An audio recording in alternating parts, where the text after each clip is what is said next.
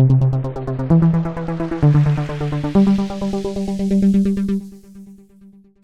what's going on, everybody? Welcome to the channel. If it's your first time here, make sure you do hit that subscribe button. Welcome back if you've been here before. So what I wanted to do is, I've seen a lot of people, Game of the Year awards is coming up, right? So they're doing predictions videos, they're doing voting videos, they're doing last minute prediction videos, what games is going to be here, what reveals it, like people are making like 80 million videos for the Game Awards. But the Game Awards, if you're watching this, it did happen this past Thursday. Today is Tuesday, December 5th. So what I wanted to do was kind of do the voting right now, and then the second half of the video will be, us just recapping everything that happened at the awards. If any crazy fans popped up on the stage, who won, who got snubbed, what world premieres were, which one of those were, the most exciting, so we can see, just some surprises from the Game Awards. So, like I said before, if you haven't already, please subscribe to the channel. We're on the way to 1,000 subscribers. So let's get right into voting for these. So the first category they jumped up with is Game of the Year. Now, just a disclaimer, as I'm going through voting for this, I haven't played everything. So some things I might either just skip, or I'll just vote for what I think will win. But everything else is going to be my personal favorite. So when it comes to Game of the Year, I 100%ed Super Mario Wonder. I beat Tears of the Kingdom. I haven't played Alan Wake 2, Baldur's Gate 3, or Spider-Man 2. I'm in the middle. I'm like halfway done with Resident Evil 4 Remake right now, and I'm really enjoying it. So I know this caused a lot of controversy. People saying like, oh, a remake shouldn't be in here, or where's Starfield, where's Final Fantasy 16? I don't know. This is what the critics pick. So I think Baldur's Gate 3 will win, but my personal vote is going to be for Tears of the Kingdom. Oh, I have to sign in. Best game direction. So this is literally just the Game of the Year category over again.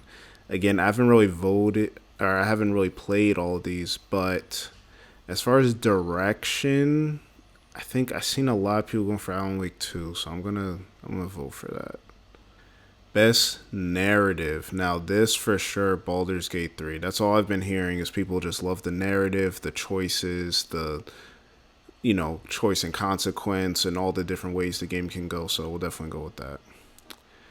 Best art direction. Outstanding creative or technical achievement, artistic design. Tears of the Kingdom looks good, but of course it looks kind of like Breath of the Wild. We've seen it already. Super Mario Wonder is cool, but just a 2D Mario. Lies of P, I did like the gothic, Bloodborne inspired type style. Hi-Fi Rush is super stylistic too. Alan Wake 2, I can't really say. I know a lot of people say it's a lot creepy and stuff, but I'm going to go Hi-Fi Rush on this. Maybe Lies of P, but I think Hi-Fi Rush could get that. Alright, best score in music. Well, Hi-Fi Rush is literally a music-based game, so I'm going to go with that. Alright, now I know this was a controversial one. So best ongoing is awarded to a game for outstanding development on ongoing content that involves the player experience over time. And I know a lot of people were mad that Halo Infinite wasn't in here, because they've really turned that game around. It's been getting a lot of great updates. Sea of Thieves should be in here every year. I see a new season for that. That's all Rare's working on. So I don't know. I can't honestly vote for this. I know Genshin is really popular, but I'll just give them the nod for that. But Halo Infinite and Sea of Thieves should definitely been in this category.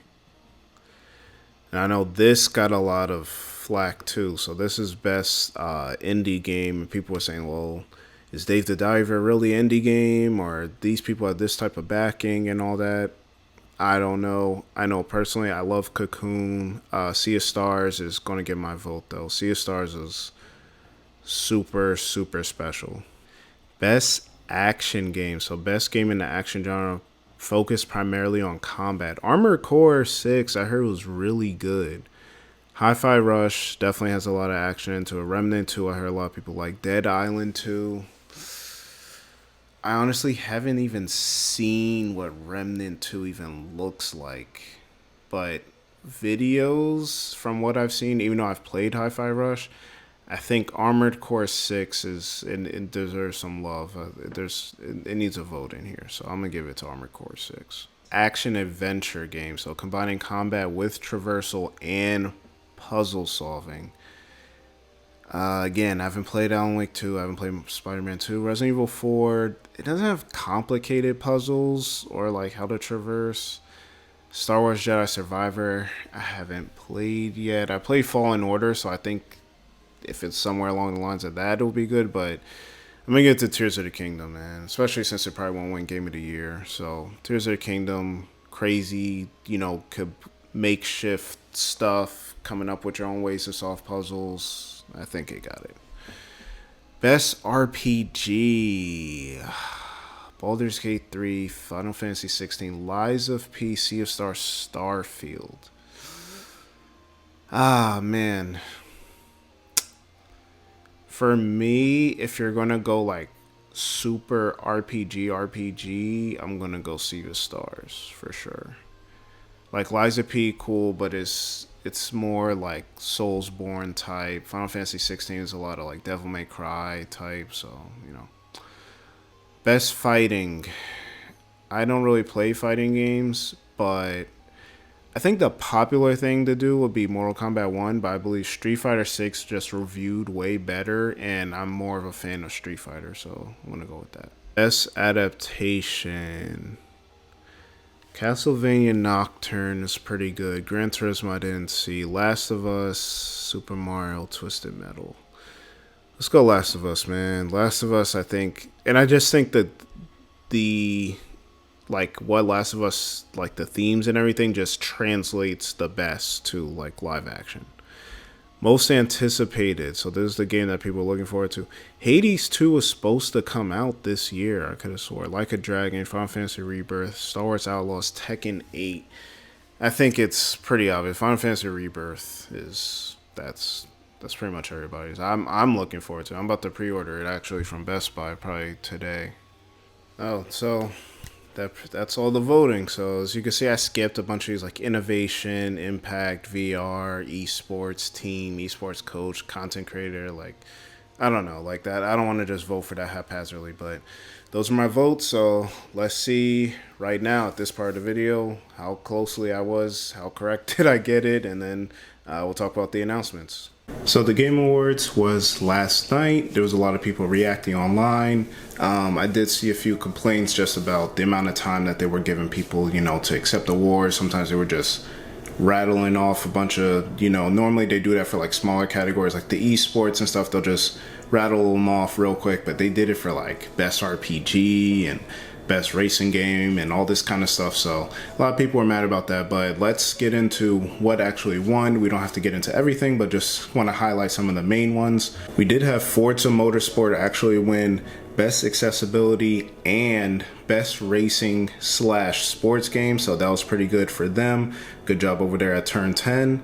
Then we had Alan Wake 2 winning a lot of categories, and this was something that people was going back and forth. Was it going to be Alan Wake was going to be this dark horse, and it seemed to be. So they ended up winning best narrative, and winning best art direction, and also winning best game direction. So good job with Alan Wake 2 over there. I definitely need to get on that. I'm gonna get on it pretty soon.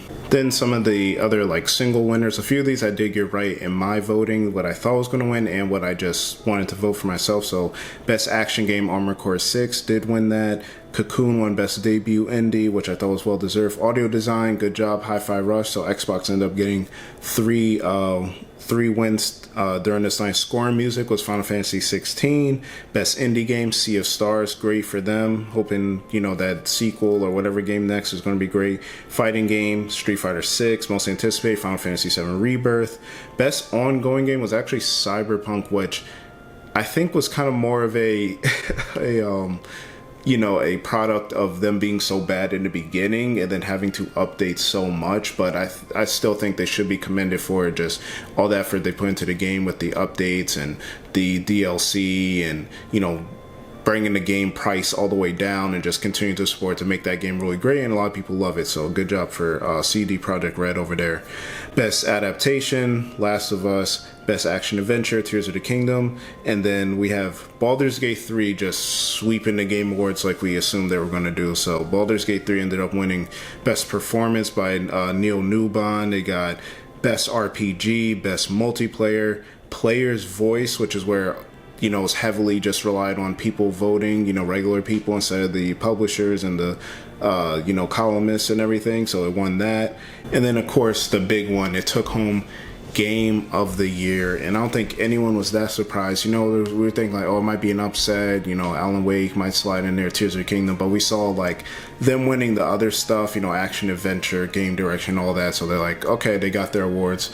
Baldur's Gate 3 won Game of the Year, as most of us expected. So then let's get into the announcements at the Game Awards, which is, as a consumer, that's really what we care about. I understand this is for honoring people and everything, but as a consumer, whoever wins doesn't really matter to us. You have your favorite games, the studios, but we care about the announcements. So the first announcement that I want to talk about was Harmonium, and this game came right after the announcement of Forza winning Best Accessibility, and it was really cool. Like, I'm looking at it, it looks like music based, but it's also a lot of sign language going on, so it does kind of lean into that representation and also, give people more of a chance to experience games that they're not used to. And I think it's good that they're making games that people with either hearing disabilities, sight disabilities, some type of physical disabilities that they can't really enjoy every other game. They're adding these features to kind of make it easier for them, and I definitely think everyone should support this game. So,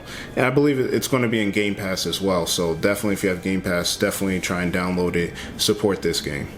Then we did get another look at Metaphor ReFantazio, which is going to drop in fall 2024, and this game looks so good. It's going to be from the creators of Persona 3, 4, and 5, so the game's going to be great, coming from Atlas and Studio Zero, and it does look like it does have those Persona, beats to it, but it also looks like it has some in the field combat, so some like action RPG elements, but then also some turn-based, so definitely looking forward to that game fall 2024. Then, as usual, we normally have actors come out and announce their new games that they're going to be a part of. So we have Matthew McConaughey coming out to announce his first game that he's ever going to be in, and it's called Exodus. It will be on Xbox, PS5, and PC. No real release date, but it does seem to be kind of in his Interstellar bag, which is, probably his most famous movie, with, you going on these missions and you spending however long on these planets, and then a whole lifetime of people in your life is going by and you're kind of missing that. So definitely interested in that one. We did finally get the rumored God of War Ragnarok Valhalla DLC, which will be coming out in 4 days from today, so December 12th. That will be coming out. No one knows if there's going to be any like story to it or anything, but it does look kind of like I don't want to say beat 'em up style, but like a gauntlet type of, like, you go through and fight a whole bunch of enemies. I hope it's not just that and there is some more story. Maybe there's something at the end that'll let us know what's going on with the future of the series, but that will be coming out in just a few days. That was a nice surprise. We did get another look at Hellblade 2. Still no release date. It just said 2024, which I don't know if you wanted to do that, but a lot of people have been asking to see more of the, combat and gameplay, not just the, cinematic trailers. And we know how good it is, the in-engine looks at this game, but we got a few more looks at the combat. Just looks like it's evolved a little bit, but we know the combat isn't the main focus of Hellblade, as we saw in the first one. So, people are still looking forward to it. Maybe we'll see in a developer direct when that game will actually come out. Maybe it'll come out near the summer or the fall time, but then you got to kind of think, when is a valid one come out? Who knows? Then we got to look at a game called No Rest for the Wicked, which is made by the people that made the Ori series, Moon Studios. We're going to get more info on the game on March 1st, but that game looks really good. It's like a top-down isometric, action RPG, kind of. Like, you're going through, you're finding like hordes of enemies and things like that. So that game, will get more info on it on March, but it definitely looks good. Then we got a short look at Sega's plans for bringing back a bunch of their old games like Jet Set Radio, Shinobi, Crazy Taxi, games like that, and it said and more. So we're gonna get some remasters. They're just letting us know. We don't know if this is going to be a pack or collection of sorts. I would hope they would remake Sonic Adventure. That would be amazing to see. After the success of Sonic Frontiers, that would be great to see, but that remains to be seen. Then we got to look at what people thought was going to be Dragon Ball Z Budokai Tenkaichi 4, which ends up being called Dragon Ball Z Sparking Zero.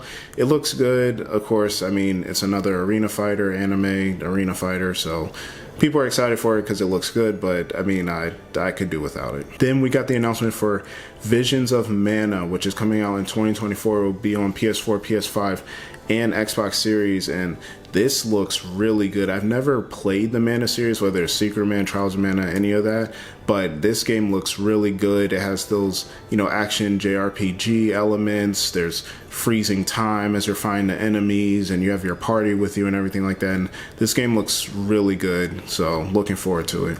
Then we got a better look at Rise of the Ronin coming on March 22nd from PlayStation. So people have been saying, oh, we don't know what's going to be PlayStation's 2024 plans or anything like that. Things are kind of up in the air, but we did see Rise of the Ronin, which is a another like Edo era Japanese kind of fighting game, samurai swords. There's guns as well, so that game's looking good. Looking forward to it. We got Hideo Kojima come out along with Jordan Peele to show their new game OD, which is supposed to be a new experience. It is a video game, but it's supposed to be something that we've never seen before, taking advantage of the Xbox Cloud technology. Still no word on when it'll come out. I'm guessing maybe 2025, 2026 possibly, but it sounds interesting, and they're definitely said they're going to have more horror movie directors and stuff involved, so looking forward to that. We finally got a release date for Black Myth Wukong. So this game is coming out on August 20th. We've been seeing this game previewed for maybe like 5 years at this point, and it looks really good. It's another one of those, Souls-like, Chinese myth video games, and it looks amazing. Unreal Engine 5, the combat looks great, all the creatures, it looks like it has a deep story.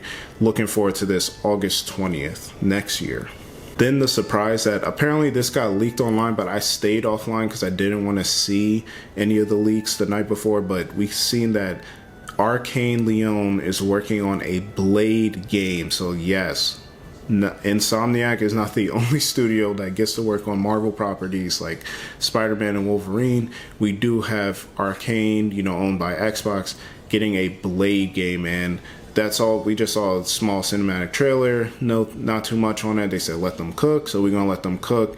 This game's probably not coming out for another 3 years, I'd assume, but when it does come out, it's going to be great, and I can't wait to play it. Then the show closed out with the announcement of Monster Hunter Wilds, which is coming in 2025. Now, I was thinking, a lot of people also was thinking, okay, we've been getting Monster Hunter Rise and Stories and World, and maybe this will be World 2 or whatever they're calling it, but it's going to be Monster Hunter Wilds is what they're calling it. Now, I'm not a big Monster Hunter guy, but shout out to Capcom, keep pushing these games. Monster Hunter, Resident Evil, of course they just had Street Fighter. I was hoping for a Devil May Cry 6 announcement, but it doesn't look like that's really on the horizon, maybe in the next 3 years or so. But that was pretty much all the big announcements, at least the ones that really gravitated towards me. So that was the Game Awards. I know a lot of people were kind of mad, like I said, about the people not getting a lot of time to accept their, do their acceptance speeches. They're getting like 30 seconds. There's ads throughout the whole thing. But people got to realize, like, in these award shows, ads pay for all of this stuff. Like, most of the ads are more video games. Now, 3 hours is a long time. I'm not gonna lie. When you watch other stuff like the Grammys, there's performances, and then you say, oh, who won? And then you care about the performances. Like, award shows are going to be graded based on what you're looking for. So with the Game Awards, people in the industry, they want to see those people be recognized and stuff like that. And I do too, but mostly as a consumer, I want to see announcements, and there was plenty of announcements to get excited for, plenty of new trailers and things like that. So It is what it is. I don't know. I think they will address not having people get up there to speak for longer, but it's Jeff Keighley. He'll run his show how he wanted, take his feedback, and then either adjust or not. So we'll have to see. But that pretty much does it, guys. Let me know what you thought of the Game Awards. Was there anyone you think got snubbed? Was there anyone that you think wasn't deserving of what they actually won? What announcements were you excited for? Let me know all in the comment section below. As always, leave a like on this video. Subscribe to the channel if you have not already. And I'll catch you on the next one. Peace.